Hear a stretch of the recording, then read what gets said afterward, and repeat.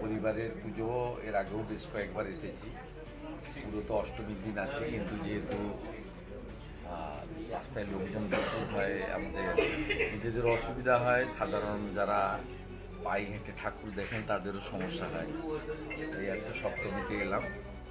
মূল কথা, মাকে দর্শন করলাম, প্রণাম করলাম, পুরোহিত মন্ত্রোচ্চারণ করলেন, কপাল চন্দনে চর্চিত করলাম এবং আরতির মাধ্যমে আমাদের যে সনাতন সংস্কৃতি, হিন্দু ধর্মের যে প্রথা মেনে আরতি করলাম। এটাই মূল জিনিস। মায়ের কাছে তো যা চাইছি সেটা মাইকে বলছি।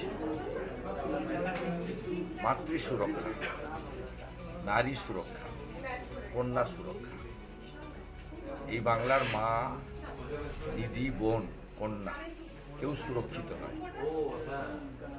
এক কথায় বলা যেতে পারে অবহেলা থেকে পাঁশকুড়া হসপিটাল।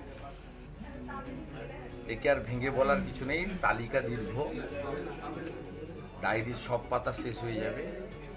প্রতিদিনই কোথাও কোথাও না কোথাও কোনো বয়সের ছাড় নেই।